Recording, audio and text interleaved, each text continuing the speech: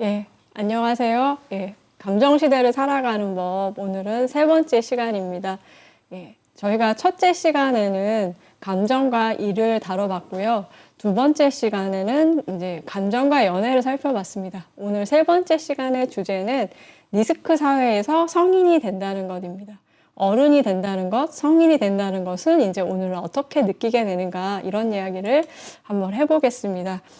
부자 아빠, 가난한 아빠, 성공하는 사람들의 7가지 습관, 아침형 인간, 시크릿, 긍정의 힘, 30살 심리학에게 묻다. 이런 굉장히 유명한 책들이잖아요. 한 번씩 들어보셨을 것 같아요. 이제 베스트셀러 분야에 오른 자기계발서들입니다. 그리고 또 한편으로는 금쪽 같은 상담실, 연애의 참견, 동상이몽, 너는 내 운명, 물어보살, 사장님 기는 당나귀기, 이런 방송 프로그램들도 좀 자주 보셨을 텐데요. 이 방송 프로그램들의 특징은 이제 상담과 조언을 해주는 형식의 프로그램들입니다.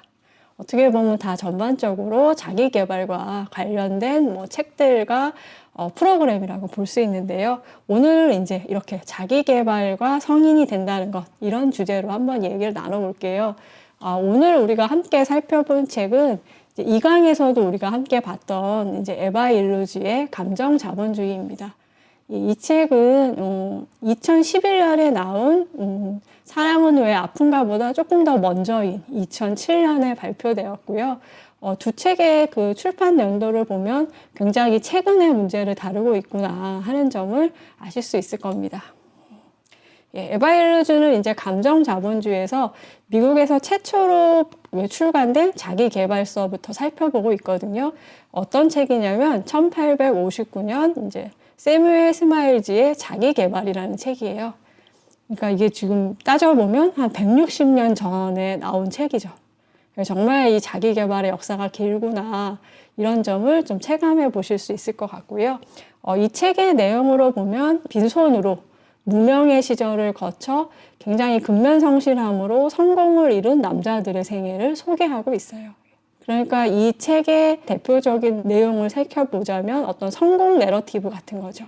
그래서 자기 개발의 힘이라고 할 수 있는 거는 이런 이제 자수성가형의 힘이라고 볼 수 있어요. 그래서 가진 거가 없더라도 착실히 노동하고 성실하다면 충분히 성공하는 남자가 될 수 있다, 이런 내용을 담고 있습니다.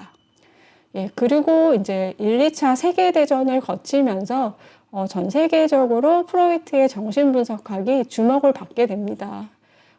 전후의 어떤 트라우마를 치유한다라든지, 그리고 이후 시작된 산업사회 문제들을 해결하는데 정신분석학과 심리학이 아주 매우 널리 이용되게 되고요. 이후부터는 이 자기개발과 정신분석학이 결합되는 양상으로 진행되게 됩니다. 예, 이후로 이제 에바 일루즈는 현재 우리의 어떤 자기 개발의 특징이 무언가를 살펴보고 있는데, 어떤 내용들이냐면 고통 내러티브예요. 아동기에 방치됐던 경험이랄까, 부모에게 과잉 보호받은 경험, 남모르는 자존감의 결핍, 일, 섹스, 음식에 대한 강박관념, 분노, 공포감, 불안, 이런 것들이 오늘날에는 이제 계급을 따지지 않고 노동자와 부유층 모두가 공유하는 이제 정신적 고통이 됩니다. 앞에서 나왔던 19세기의 자기개발이 성공 내러티브라면 현재의 자기개발은 이런 고통 내러티브를 중심으로 진행된다고 하는 큰 차이점을 살펴볼 수 있어요. 그래서 오늘날에는 되게 성공을 이룬 사람도 어느 날 닥쳐올지 모르는 정신적 번민의 문제들, 이런 것들을 어떻게 해결할까가 중요한 문제로 이제 등장하고 있다라는 거죠. 그래서 대표적으로는 이제 미국의 굉장히 유명한 언론인인 오프라 윈프리의 사례를 들고 있습니다. 이 부분을 한번 읽어보겠습니다. 이 글은 이제 오프라 윈프리의 자서전에 대한 리뷰 일부분이에요. 그 책, 오프라 윈프리가 썼다는 자서전이 나오기 전까지 윈프리는 감정적으로 방황하는 상태, 캄캄하고 질식할 것 같은 자기 불신의 강물인을 떠다니는 상태였다. 중요한 문제는 그녀가 자기 내면에서 자기 영혼 가장 깊은 곳에서 무엇을 느끼는가이다. 그곳에서 그녀의 느낌은 그렇게 좋지가 못했다. 모든 것이 그로부터 비롯된다. 계속되는 비만과의 전쟁도, 성적으로 활발했던 청소년기도, 사랑하는 남자를 위해서 어리석은 행동을 마다하지 않는 것도 모두 내면에서 비롯되는 문제였다. 오프라 윈프리는 이렇게 말한다. 겉으로만 보면 나에게는 없는 것이 없다. 그건 나도 알고 있다. 사람들은 내가 TV에 나오니까 세상이 내 손바닥 위에 있는 줄로 안다. 하지만 나는 나 자신의 자기 가치와 정말 오랜 세월 동안 투쟁해왔다. 그리고 최근에야 겨우 화해하기 시작했다. 그래서 에바 일루즈는 이렇게 고통을 전면에 내세우는 자기계발의 특징을 이제 고통 내러티브라고 말하고요. 동시에 치료 내러티브라고 말하고 있습니다. 고통은 이제 치료해야 할 것들이 되니까요. 그래서 앞에 인용문에 읽은 것처럼 이 성공한 방송인 오프라 윈프리의 고통도 계속됩니다. 이 오프라 윈프리에게는 뭐 인종의 문제, 뭐 계급의 문제, 빈곤의 문제, 또 비만의 문제 등 여러 가지 사회적 제약이 있음에도 불구하고 그는 이제 성공한 언론인으로 자리매김하게 돼요. 그렇지만 이 성공 이후에도 그는 계속돼서 뭐 다이어트의 실패, 연애의 실패, 자존감 저하 이런 문제로 고통을 호소하게 되고 이 고통에 대한 치유는 이제 반복이 되게 되는 거죠. 이런 특징을 이제 에바 일루즈는 이제 시지포스적이라고 지적하고 있어요. 그리스 신화에 나오는 이제 시지포스 신화 얘기 들어보셨을 거예요. 언덕으로 이제 굴러 떨어지는 바위를 이제 시지포스가 위로 올려내는 일을 하게 되잖아요. 그래서 시지포스가 쉬지 않고 굴러 떨어지는 바위를 위로 올려도 바위는 계속 떨어집니다. 정말 무한 반복해야 하는 일이 되는 거죠. 기울기가 기울어져 있기 때문에 바위는 계속해서 굴러 떨어지고 시지포스는 그 노동을 계속해야 돼요. 그래서 이제 이런 시지포스적인 특징을 항상 반복해야 되는 이제 노동의 성격에 대해서 설명되는 경우가 많았었는데 에바 일루즈는 이런 것들을 이제 치료 내러티브에도 적용된다라고 보고 있습니다. 그래서 이제 우리의 이야기는 성공해서 행복하게 잘 살았습니다. 라로 끝나지가 않아요. 끊임없이 어떤 고통과 치유를 반복하게 되는 이제 상황에 놓이게 되었습니다. 그리고 이런 이제 치료 내러티브는 특화된 시장을 창출하게 되어 있어요. 앞에서도 나와 있는 것처럼 굉장히 많은 자기계발서들이 출판되고 있고요. 그 다음에 뭐 자활 프로그램이라든지 재활 프로그램들이 뭐 유료로 운영됩니다. 그리고 뭐 상담, 심리 상담, 토크쇼 같은 것들이 제작되죠.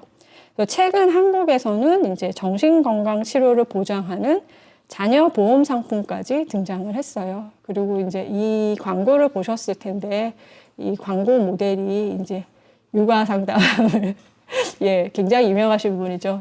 육아 상담 프로를 진행하는 이제 정신과 전문의가 광고 모델을 하고 있습니다.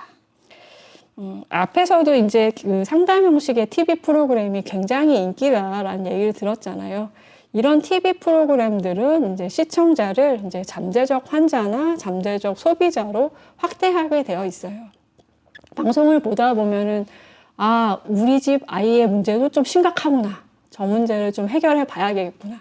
어렸을 때 나와 어머니가 무슨 문제가 있었네. 이런 생각이 드실 것 같고, 그럼 한번 상담을 받는다든지 어떻게 해결해 봐야 된다. 라는 생각을 좀 자연스럽게 하게 되는 것 같아요. 그래서 이제 이렇게 치료 내러티브는 이제 소비의 영역으로 들어왔고, 정말 막대한 수익이 내는 이제 상품이 되었습니다. 사회학자 브루디에는 이제 구별짓기에서 자본주의에서의 자본이라는 것은 돈만이 아니다. 뭐 학력이랄까, 문화적 취향이랄까, 가문 같은 것도 모두 자본이 된다. 그래서 이를 뭐 학력 자본, 상징 자본, 문화 자본이라고 부르고 있거든요. 이제 에바 일루즈는 여기에 이제 감정도 하나의 자본이 되었다라고 말을 하고 있어요. 그래서 우리의 감정은 이제 평가를 받게 되어 있어요. 대표적인 게 이제 입사시험에서 치러지는 인성평가라고 볼 수 있습니다. 이제 감정도 하나의 역량으로 이제 평가되게 되는 거죠. 뭔가 조직 생활을 원만하게 하기 위한 성격을 가려내기 위한 테스트일 텐데요. 우리는 이제 입사하기 위해서는 이제 조직이 원하는 성격을 만들기 위한 어떤 노력을 하게 됩니다. 그래서 뭐 대인관계 컨설팅을 받는다라든지, 뭐 심리 상담을 받는다라든지, 뭐 대화법 코칭을 듣는다라든지 이런 방식으로 조직이 원하는 아니면 사회가 권장하는 이제 감정을 탁제하는 방식이 돼가는 것 같아요. 요즘 이제 TV를 보니까 이제 수험생들한테 뭐 영어 PT 받아, 뭐 수학 PT 받아 이런 광고가 나오더라고요. 그래서 헬스 PT처럼 이제 영어나 수학 과목도 그렇게 해라 라고 소개되고 있는데 지금은 이제 감정도 PT 받는 사회가 시작된 거죠. 그러다 보니까 정말 이 빈익빈 부익부 이런 현상이 감정 영역에서도 나타나게 되는 거죠. 그래서 이제는 정말 부잣집 애들은 이제 공부도 잘하고 문화적 취향도 세련되고 이제 멘탈까지 건강한 너무 완벽한 아이들이 등장하기 시작했습니다. 그리고 그렇게 하지 못하는 아이들은 좀 열패감을 느끼게 되는 이제 상황이 만들어지게 됐습니다. 통념적으로 근대 사회는 이제 합리적 의사결정을 바탕으로 하는 경제적이고 정치적인 이제 공적 영역이 있고 이제 개인적인 감정을 교류하는 사적 영역으로 이제 공사가 나누어져 있다라는 분리가 전제되어 왔어요. 근데 에바 일러즈는 이제 감정 자본주의에서 얼마나 이제 취업이랄까 경제적 성취를 이루는 이제 경제 영역에서 감정이 얼마나 큰 자본으로 영향력을 미치고 있는가. 동시에 개인적 소통이 일어나고 있는 장에서도 경제의 논리가 얼마나 많이 적용되고 있는가. 그렇게 본다면 이제 이 공사의 분리라는 게 감정 자본주의에 와서는 흐려지고 있다. 이 흐려지는 것들이 이제 감정 자본주의의 특징이라고 지적하고 있습니다. 그래서 현대 자본주의는 이제 감정의 합리화를 가지고 왔고요. 그리고 동시에 감정의 상품화를 가져왔습니다. 이제 감정은 경제와 매우 밀접하게 연결돼서 돌아가는 모습을 우리가 살펴볼 수 있습니다. 다음으로는 이제 국내에 2020년에 이제 번역 출간된 커밍업 쇼트에 대한 이야기로 옮겨가 보겠습니다. 이 책에는 이제 불확실한 시대에 성인이 되지 못하는 청년들의 이야기라는 부제가 붙어 있어요. 저자는 이제 2008년 금융위기 이후 중간 계급이 아닌 노동자 계급 청년들, 그러니까 자원을 확보하지 못하는 노동계급 청년들의 삶을 이제 인터뷰를 통해서 기록하고 있습니다. 특히 일자리, 연애, 결혼, 집장만 이런 것들이 전통적으로 성인이 되었음을 말해주는 지표였는데요. 이제 이 포스트 산업 시대, MZ세대 노동계급 청년들은 이와는 다른 방식으로 본인이 성인이 되었담을 이제 인식하게 된다는 거예요. 그 부분을 한번 읽어보겠습니다. 내가 인터뷰한 남녀 모두 성장이란 그 누구에게도 아무런 기대를 하지 않는 법을 배우는 과정이라고 거듭 말했다. 이들은 시간과 에너지를 들여 관계를 맺고 제도에 적응하려 노력했지만 그 노력이 일방적이라는 사실만 깨달았다고 이야기했다. 나는 성인이 되는 경험을 틀짓는 노동시장과 제도 모두에 배신당한 노동계급 청년 남녀의 깨달음을 서술하려 한다. 이들은 자신이 철저히 혼자고 스스로의 운명을 책임져야 하며 리스크를 감수해야만 외부의 도움에 기댈 수 있음을 뼈저리게 느낀다. 청년들은 타인을 의심하고 불신해야 한다고 배운다. 많은 이가 부당한 상황을 참고 견디며 자립과 원자화된 개인주의를 자기 가치나 존엄과 동일시한다. 자기가 혼자 힘으로 살아남았으니 남들도 그래야 한다고 여기는 것이다.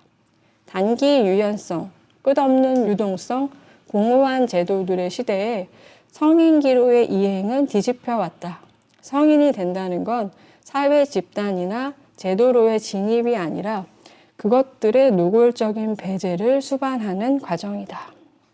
우선 제목부터 얘기해 볼게요. 커밍업 쇼트라고 하는 것은 이제 많은 노력을 했음에도 불구하고 그 성과가 미미할 때를 이르는 말입니다. 그래서 앞에서 우리가 19세기 자기계발의 자수성가형 내러티브에서 보여주는 것처럼 가진 것이 없더라도 열심히 일하면 거기에 따르는 결과가 돌아올 거야. 이런 긍정의 내러티브가 가능했다면 오늘날에는 정반대죠. 큰 성취를 이루지 못하는 청년들이 노력을 하지 않은 것이 아니에요. 아주 많은 노력들을 하지만 그 결과가 정비례하듯이 돌아오지 않는 시대가 되었다는 거죠. 한국의 지금 상황도 지금 미국의 사례를 들고 있지만 크게 다르지 않은 것 같아요. 그래서 지금 20대들의 부모 세대인 이제 베이비 부모 세대일 경우에는 대학을 나오지 않았더라도 일자리를 구할 수 있었고 20년, 30년 장기 대출이지만 대출을 껴서라도 집 한 칸은 장만할 수 있었던 시대예요. 근데 지금은 이제 그렇지 않습니다. 대졸자와 고졸자의 임금 격차의 문제라든지 이런 것들의 문제는 남아있지만 최소한 이들은 어떤 나이가 되면 일자리를 구하고 결혼을 하고 집을 장만할 수 있었다는 거죠. 그리고 그것으로 이제 아이들을 교육시킬 수 있었습니다. 이제 그들의 자녀 세대인 이제 MZ 세대인 경우는 부모들의 지원으로서 많은 교육을 받았어요. 그리고 대학을 졸업하고 나서도 취업을 위한 준비에 엄청 총력전을 벌입니다.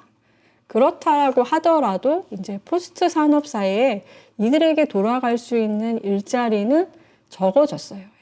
그리고 동시에 이제 노동 유연화 정책이 적용되면서 이제 안정된 양질의 일자리는 줄고 비정규직, 계약직, 알바와 같은 이제 불안정한 일자리가 늘어나고 있습니다. 그래서 대학을 졸업해도 몇 년씩 취업을 준비해도 안정된 급여를 보장받을 수 없고요. 그 다음에 장기 대출을 받더라도 집장만 하는 계획을 세우기 어렵습니다. 그래서 이렇게 일자리와 주거가 안정되지 않기 때문에 이들이 결혼을 선택하기는 너무 어렵습니다. 그리고 이 강에서 얘기한 것처럼 연애도 어려워졌습니다. 그래서 이들은 이제 일자리, 연애, 결혼, 집장만 이런 전통적인 어떤 성인이 되었음을 인정하는 절차와는 다르게 성인이 되어가는 것을 확인해 가고 있거든요. 어떻게 보면 이제 커밍업 쇼트는 이제 에바 일루즈가 감정자본주에서 보여줬던 어떤 치유 경제, 치유 내러티브의 어떤 실제판 같은 거를 보여주고 있는 것 같아요. 신자유주의 시대를 살아가는 청년들은 다른 방식의 성장이 아니라 자기 안에 계물을 발견하고 중독을 극복하면서 진정한 자아를 실현한다는 방식으로 성인이 되어갑니다. 그리고 이런 문제를 극복했다라는 자긍심이 내 삶도 조금은 나아질 수 있겠구나 라고 하는 진보 가능성을 이제 믿게 된다는 거예요. 그렇다면 이제 다른 일도 한번 시작해 봐야지 라고 마음먹을 수 있게 됩니다. 근데 이제 현실은 녹록지가 않아요. 이들이 이제 이런 마음을 먹더라도 자원이 많이 없기 때문에 나의 우울증을 해결해 봐야지, 나의 무기력감을 해결해 봐야지, 적극적으로 상담을 받아야지 이렇게 결정을 하더라도 이들이 갖고 있는 자원이 얼마 되지 않기 때문에 이들의 어떤 치료는 중간에 포기되기가 쉽습니다. 그렇다면 이제 이 포기에 대해서는 내가 좀 끈기가 없어, 내가 그렇지 이런 방식의 자책이 또 만들어지게 되고요. 이들이 이제 이런 치료를 통해서 대학을 졸업하고 대학 졸업장을 가지고 일자리를 만들어가는 과정에서 또다시 좀 어려움을 겪게 돼요. 커밍아웃 쇼트에는 실제로 어떻게든지 해서 대학에 진학하는 것까지는 가능해졌어요. 그렇지만 이들에게는 생계를 해결해야 하는 문제랑 대학 수업을 들어야 하는 문제 두 가지의 과제가 동시에 주어지기 때문에 이거를 같이 해결한다는 게 쉽지 않습니다. 용돈을 벌기 위한 아르바이트가 아니라 생계의 문제와 학업 이거를 병행한다는 게 쉽지 않고요. 그 다음에 이들이 이제 취업을 위해서 자기소개서를 쓴다라든지 인턴십을 받는다라든지 또 그런 것을 가능하게 하는 서류 발급 과정을 걷는다라든지 이런 과정에서 이들에게 그런 일을 해봐서 그런 일을 어떻게 처리해야 하는지 아는 어른들이 없기 때문에 정말 이 서류 발급 과정에서 또 많이 포기를 하게 돼요. 정말 이런 일은 좀 나에게 안 맞는구나. 이런 생각들을 하게 된다는 거죠. 그래서 정말 사회 관계 자본의 빈곤도 이들에게는 큰 데미지로 다가오는 부분인 것 같아요. 그래서 이들이 이제 힘들게 대학을 졸업하더라도 대학이라는 게 이들한테 남겨진 것은 막대한 학자금 대출, 또 다른 리스크를 안는 문제로만 남게 돼요. 그래서 이들은 또 이제 생각하게 되죠. 아, 믿을 게 아무것도 없는데 내가 대학을 믿었다니 내가 정말 바보구나. 예, 이런 생각을 하기 쉽게 됩니다. 참 씁쓸한 이야기인 것 같아요. 커밍업 쇼트에서 한 부분을 읽어보겠습니다. 일루즈의 인터뷰들은 1980년대 후반부터 1990년대 사이에 진행한 것이고 내 인터뷰들은 그보다 몇십 년 뒤의 것이다. 내가 인터뷰한 포스트 산업 노동계급 남녀가 보기에 자신의 생활세계를 특징 짓는 것은 노동하는 작업 현장보다는 그 현장의 소멸을 받아들이려는 과정에서 벌이는 분투다. 이들은 블루칼라 공장 노동이 쇠퇴하던 시기에 성인이 되었고 탈산업화나 신자유주의 정책, 이데올로기의 부상이 초래한 불안정과 불확실을 개인적으로 경험했다. 그와 동시에 자신의 삶을 형성하는 제도들 내에서 치료 담론의 가용성이 증대함에 따라 자아미 타자와의 관계를 이해하는 데 쓰이는 일련의 새로운 담론과 실천을 채택하게 되었다. 치료적인 제도들은 전문직 중간 계급이 감정적 자아 실현과 웰빙에 이르도록 도와줄지도 모른다. 반면 이 제도들은 노동 계급과 관련해서는 다른 목적에 복무하고 있는 듯하다. 즉 치료서사는 노동 계급 청년들이 얼마간은 불안과 리스크에서 벗어나도록 해주지만 그럼으로써 이들은 서비스 부분의 불안정 및 사적 관계와 공적 책임의 취약성에 둘러싸인 채 끊임없이 자아를 관리해야 한다. 그리고 이들이 이런 치유 서사를 통해서 자신의 어떤 문제점을 해결하고 그리고 또 대학도 나오고 그리고 대학 졸업장을 통해서 안정적인 일자리까지 얻는 것을 성공했다라고 하더라도 이들에게는 또 다른 문제가 발생해요. 어떤 거냐면 이들은 이제 자신과 달리 개선의 여지가 없는 의지가 없어 보이는 가족이나 친구들에 대한 선긋기를 단행합니다. 나는 이렇게 힘들게 노력해서 여기까지 왔는데 니들은 왜 아무것도 안 하는 거야? 이런 냉담한 반응을 보이게 되는 거죠. 이들이 이룬 성과는 이들이 이제 어떤 리스크를 감수한 대가예요. 뭐 시간이든 돈이든 내 낭비를 감수하고 이룬 이제 어떤 성과들이죠. 그렇기 때문에 이들에게는 그 이상의 것을 더 낼 수 있는 여유들이 없어요. 이런 모습에 대해서 이제 커밍업 쇼트에서는 경직된 자아라고 표현하고 있습니다. 이런 모습들은 이제 주변의 타인에게 어떤 연대한다라든지 공감한다라든지 이런 것들의 힘들이 좀 약화되는 것들이죠. 그래서 이런 신자유주의는 모든 책임을 개인에게 돌리고 동시에 주변 사람들에 대한 관심과 연대는 희박해지게 됩니다. 이런 방식으로 신자유주의는 정말 청년들의 의식에 내면화되는, 이데올로기화되는, 더 강화되는 양상을 보여주게 돼요. 이 부분도 한번 읽어보겠습니다. 이런 식의 의미 형성 과정을 통해 신자유주의의 논리는 매우 사적이고 개인적인 것, 즉 상식적인 현실이 되어 이들의 경험을 가득 메운다.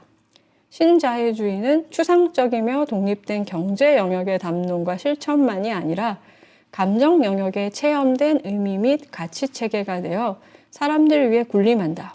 경제 영역과 감정 영역은 서로를 강화하면서 이 청년들이 생각할 수 있는 범주라고는 자립과 견고한 개인주의밖에 없는 세계를 만들어내고 있다. 신자유주의의 권력은 단순히 위에서 아래로 행사되지 않으며 삶 전체에 걸쳐 모든 실천과 기대에 깊이 새겨져 있다. 그래서 오늘날 청년들은 어떤 타인과의 연대를 거부하고 자신의 미래는 스스로 책임져야 한다는 이제 경직된 태도를 취하게 됩니다.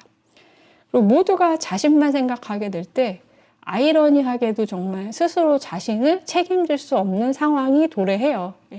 아주 경쟁만 이제 치열해지는 결과가 오는 거죠.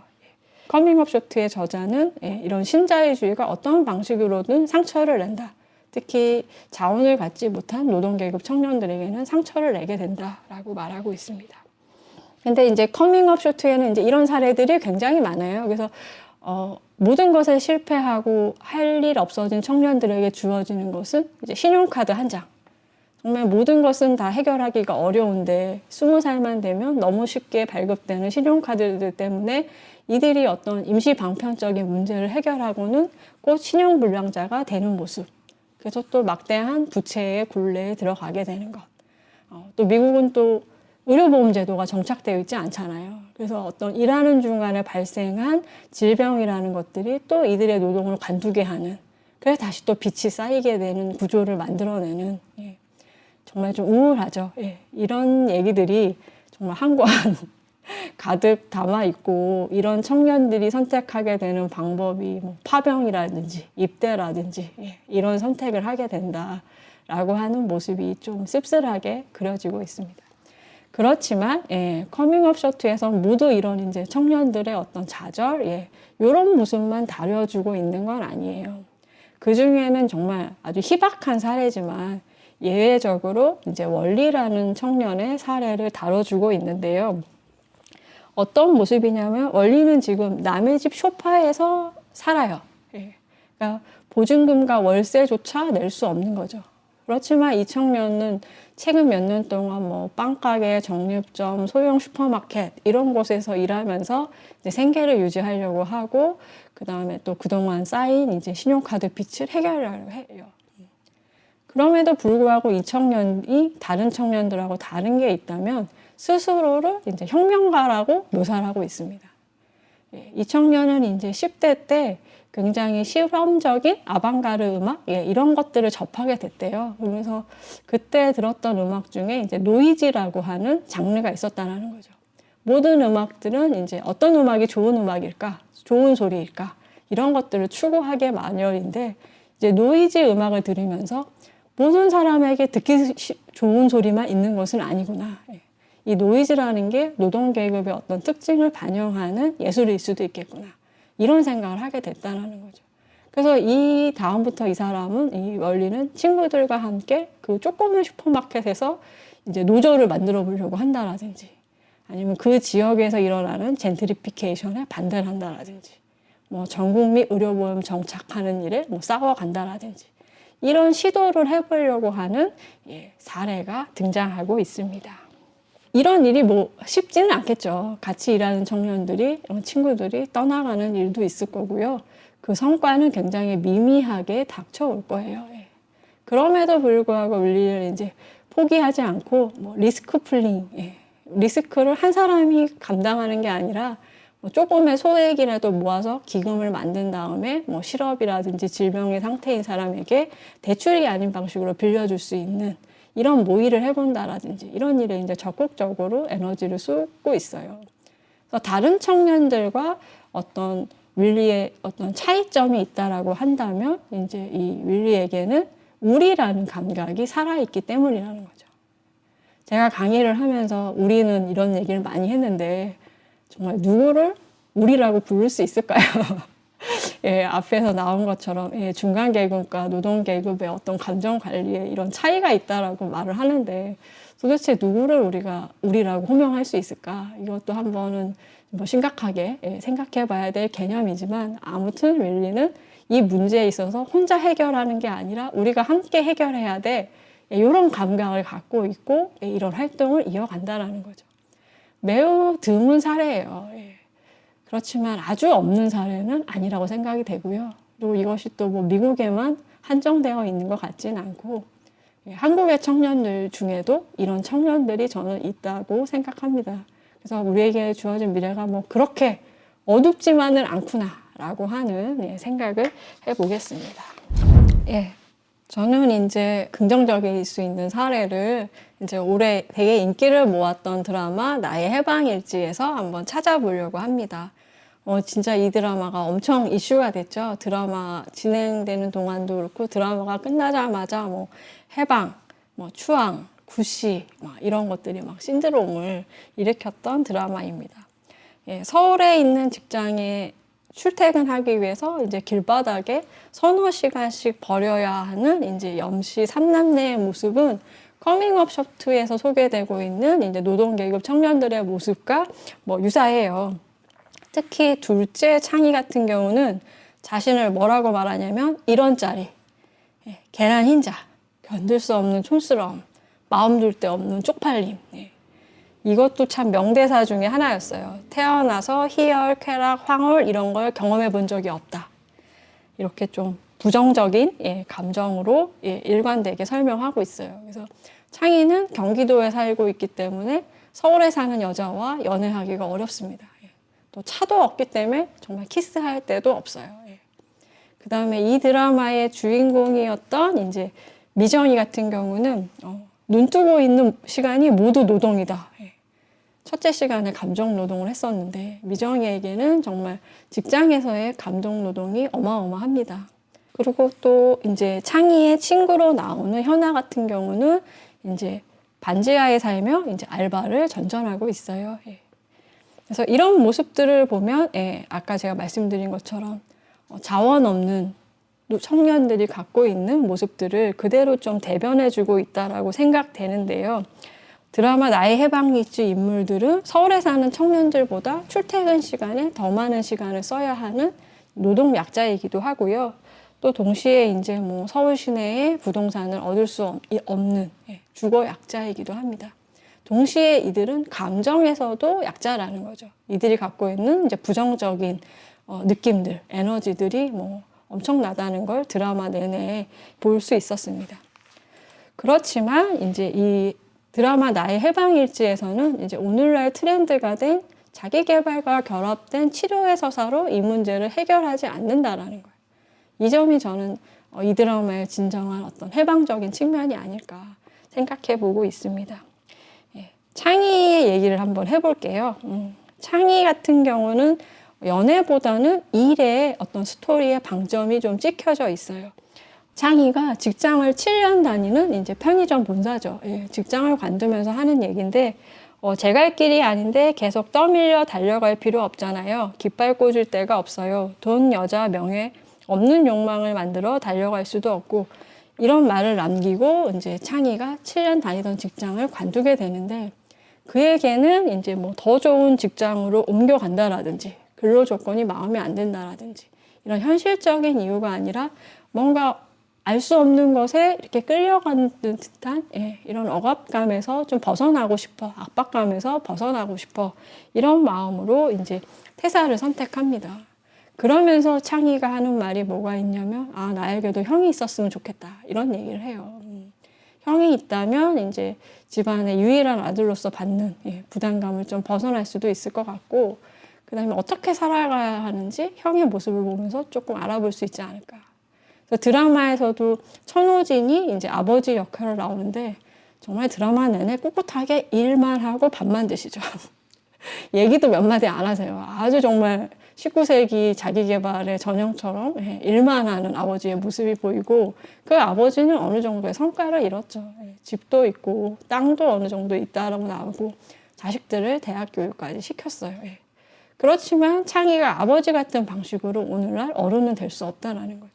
그래서 창희가 계속 뭐 재테크를 해야 된다라든지 뭐 이런 얘기를 하면 아버지는 굉장히 이제 못마땅하게 받아들이지만 아버지처럼 살 수 없는 창희가 생각해 볼 수 있는 이제 성인의 모델은 없습니다.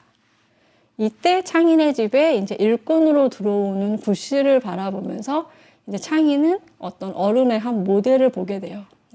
그러면서 생각하는 게 어떤 자신의 멋짐을 숨길 줄 아는 남자.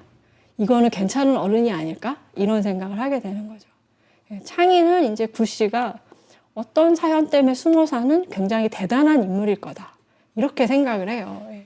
그리고 드라마의 마지막에 가면 이제 나만 기억하는 나라는 인간의 멋짐. 이것을 또 친구들에게 떠벌리지 않는 마지막 회에 또 명대사에 이런 것들이 있죠. 이 말들이 쏟아지고 싶어 끝까지 밀려왔는데 꼭 다시 밀어넣게 되는 그 순간부터 어른이 되는 거다. 친구들은 궁금해 죽는데 딱 나의 멋짐을 말하지 않는 방식으로 나는 어른이 됐어 라고 보여줍니다. 드라마에는 나오지 않지만 이제 시청자들은 우리는 이제 창희에게 무슨 일이 있었는지를 알게 되죠. 창희가 이제 뭐 그 회사를 관두고 이제 사업을 시작하죠. 그러면서 사업과 관련된 굉장히 중요한 미팅이 있던 날 창희는 이제 임종을 앞둔 이제 환자와 시간을 보내게 되죠.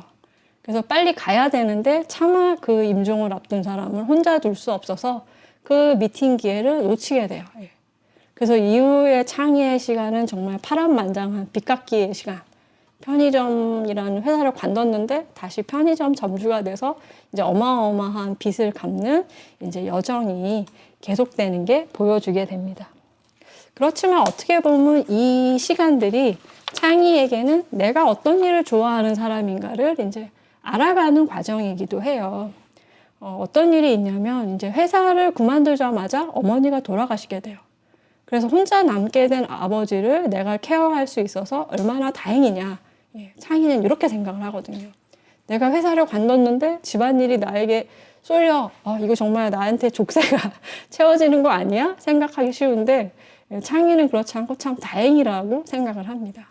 그리고 또 드라마 내에서 되게 짧은 에피소드였는데 이제 은행 ATM기 앞에서 돈 찾는 순서를 좀 뒷사람이 좀 바꿔줘라. 내가 버스를 놓칠 것 같다.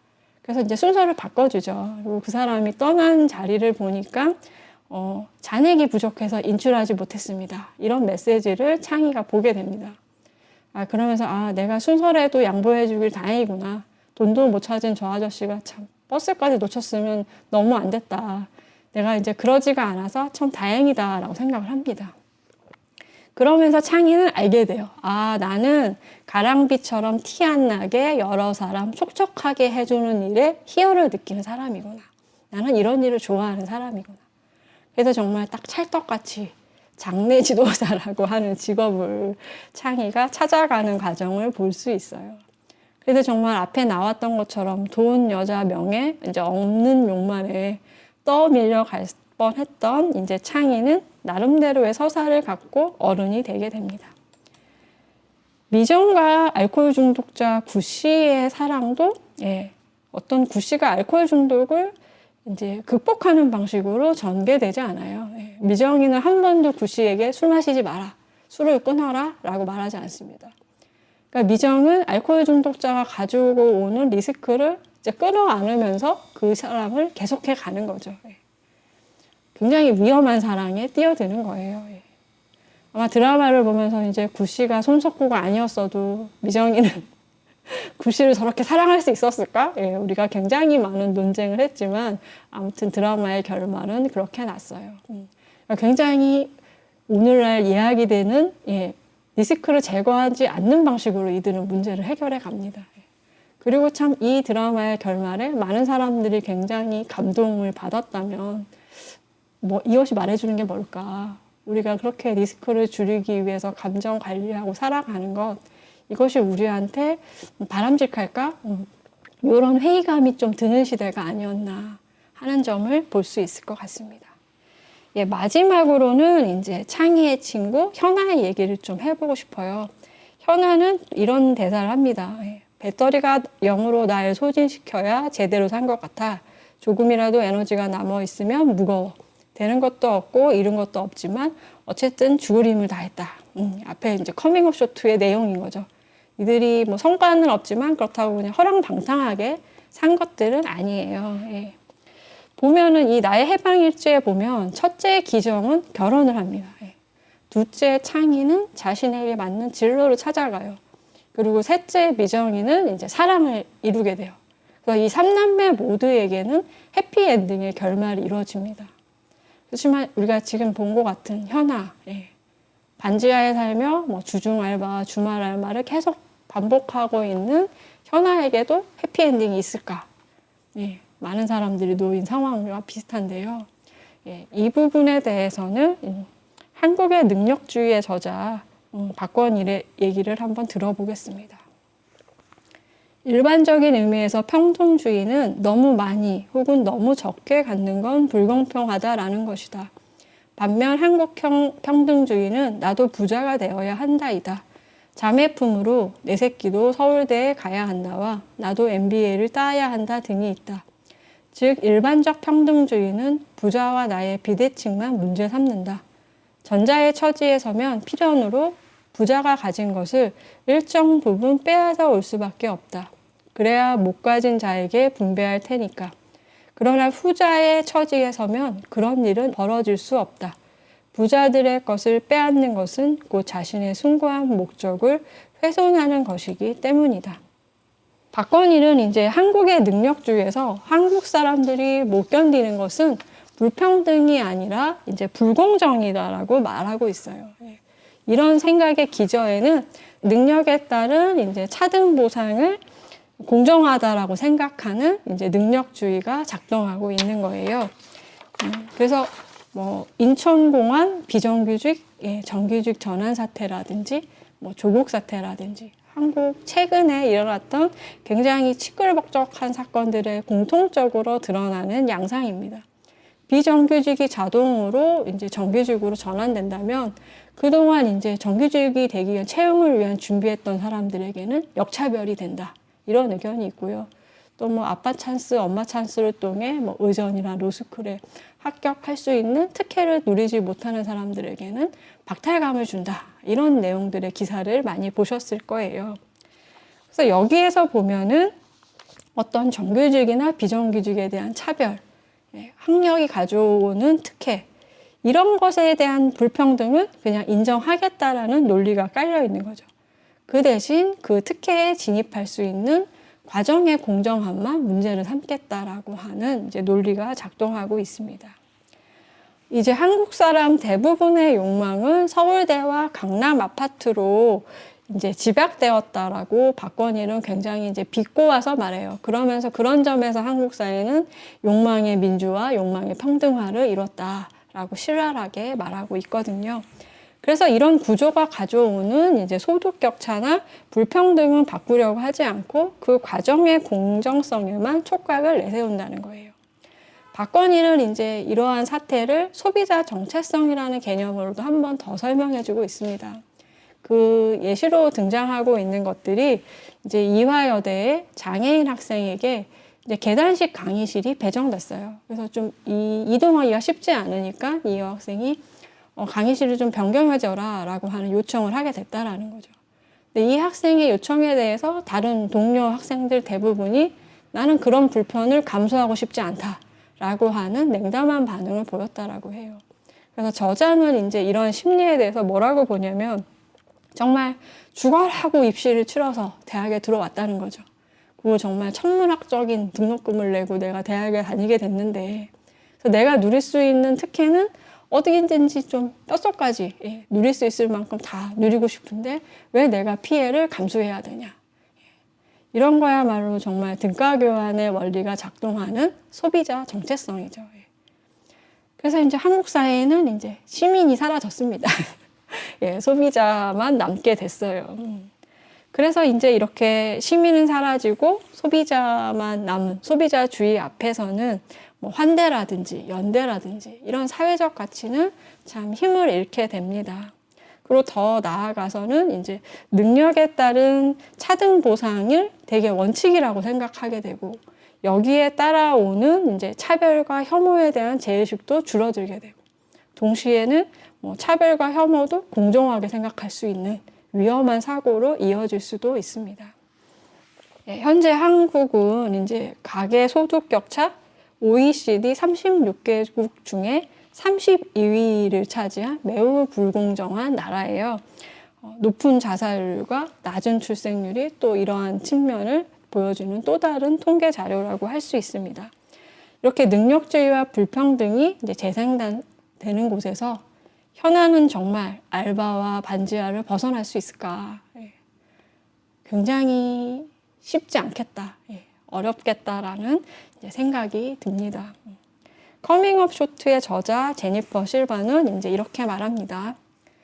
성인이 되는 과정에 대한 다른 이야기, 희망, 존엄, 연결을 약속하는 다른 이야기를 말할 수 있으려면 이들은 생활임금, 기초적인 사회적 보호, 미래와 대면하는 데 필요한 기술과 지식을 보장받은 상태로 성인기를 향한 여정을 시작할 수 있어야 한다.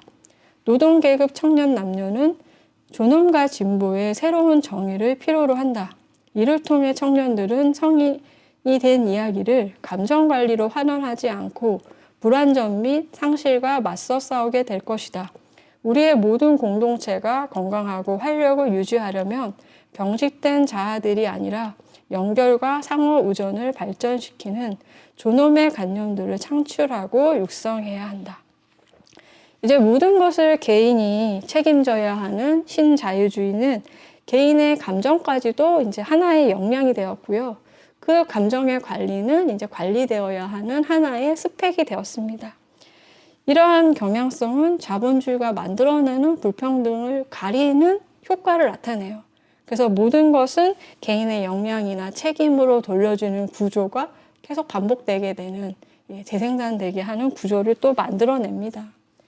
그래서 우리가 요즘 굉장히 관심 있어 하고 인기를 갖는 상담이나 치유 프로그램에 참여하기 이전에 이런 구조를 한번 다시 돌아보는 시간을 가져보는 게 지금 굉장히 필요한 시기가 아닌가라고 하는 생각이 듭니다. 오늘 수업 마치겠습니다. 감사합니다.